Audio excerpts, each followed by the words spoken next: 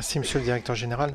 Alors, j'avais prévu de vous poser une question, donc j'en profite maintenant pour vous dire que nous avions, avec le président Cambon, accueilli effectivement des parlementaires marocains et qu'il vous passe le salut puisqu'il savait que nous allions vous auditionner et saluer pour votre action. Et le Maroc est effectivement un territoire très important pour l'AFD, si ce n'est pas le plus important en termes d'engagement. Pour ma part, je souhaite tout d'abord saluer le travail de concertation que vous avez mené déjà avec l'État pour aboutir à ce nouveau contrat d'objectifs et de moyens.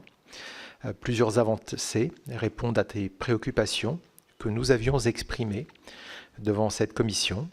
La synchronisation du COM de l'AFD avec celui d'Expertise France, l'inscription d'une trajectoire budgétaire plus lisible, le renforcement du lien entre l'action de l'AFD et les intérêts de la France, ainsi que la clarification de la sortie de la Chine. Et je crois me souvenir d'interventions avec le président Cambon sur ce sujet ici. Ça ne peut que nous ravir. Et merci pour les clarifications que vous avez apportées à mon collègue Patrice Joly. Je vous remercie d'avoir pris en compte déjà les attentes que j'ai eu l'occasion d'exprimer à la tribune du Sénat. Ne pas sélectionner le moins disant, mais choisir le mieux disant. Et ça, c'est déjà marquant dans une de vos premières interventions devant le conseil d'administration de l'AFD, auquel j'ai l'honneur de participer pour représenter le Sénat. Le deuxième point, c'est la mise en place d'un système d'aide liée qui puisse accompagner nos ETI, enfin. Le troisième, ne plus proposer le financement de solutions qui mettraient les pays en situation de dépendance de puissances étrangères. Merci. Le COM renforce le soutien aux entreprises françaises, notamment grâce à de nouveaux indicateurs et à une meilleure articulation entre l'AFD, le Trésor et BPI-France, vous l'avez mentionné. Alors vous avez signé un accord de partenariat avec des acteurs de la Team France Export, les conseillers du commerce extérieur de la France, et puis les chambres de commerce françaises à l'international, dont j'ai été le témoin. Lors de votre audition précédente, nous avions évoqué les marchés remportés par les entreprises françaises. À l'époque, il était affiché 70%, mais c'était 70% des 60% auxquels les entreprises françaises répondaient. Donc en fait, la réalité, c'était 42% de succès pour les appels d'offres. L'objectif défini dans le COM est de 60%, c'est-à-dire une progression de près de 50%.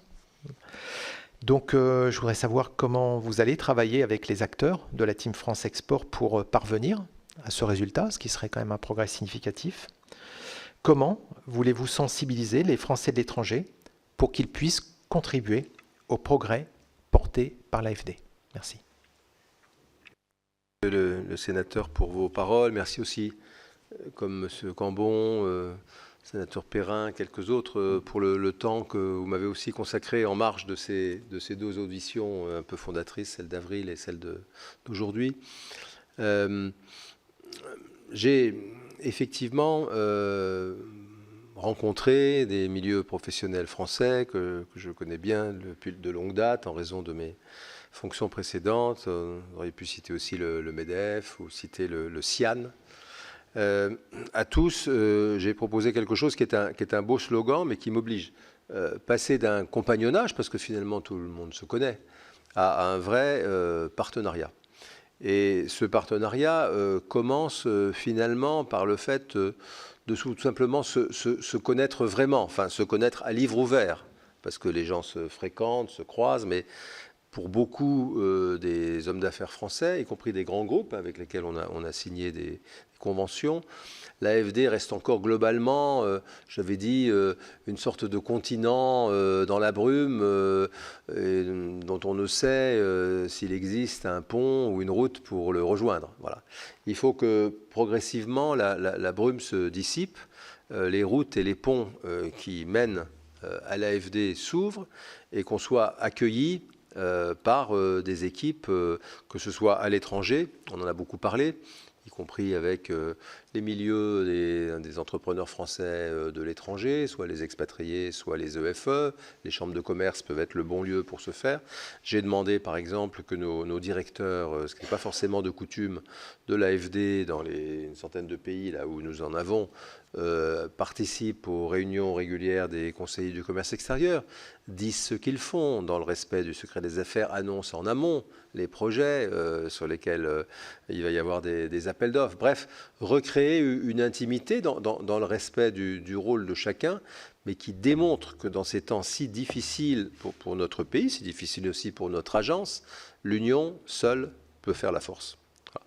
Donc il y a vraiment un enjeu d'information, de connaissance mutuelle. Ensuite, j'ai décidé, avec des gens que vous connaissez d'ailleurs, de renforcer singulièrement l'équipe à Paris, qui est au contact de ces milieux professionnels et qui peut contribuer de manière très concrète au montage des projets. C'est aussi une question de culture. L'AFD a une très belle culture, mais sa culture spontanée ne la portait pas à construire des choses au quotidien avec le monde des affaires. Elle évolue, elle change, elle est ouverte, mais l'apport de collaborateurs nouveaux renforcera encore cette agence qui est bien engagée dans la stratégie et qui a tout simplement besoin de boussole pour aller plus vite et mieux. Moi, je souhaite que l'an prochain, au moment où je rendrai mes comptes, sinon ceux de mon mandat, et qui sait, aux nouvelles autorités françaises et au Parlement, et à vous qui serez encore là, au moins, je puisse démontrer que tout ça a commencé à lever et que toutes les graines que nous sommes en train de, si vite, de planter, commencent déjà à produire quelque chose de visible, quelque chose, monsieur le sénateur, monsieur le président, d'incontestable, au moins pour tous les gens de bonne volonté. Et par conséquent, il serait vraiment absurde de jeter le bébé avec l'eau du bain, ou en tout cas l'agence pour des raisons idéologiques, mais qu'il faudra au contraire sans doute la conforter dans cette trajectoire, à partir du moment où elle sera capable de montrer que ça produit des choses réelles, concrètes, au bénéfice des partenaires, au bénéfice de la France, et que les deux vont très bien ensemble.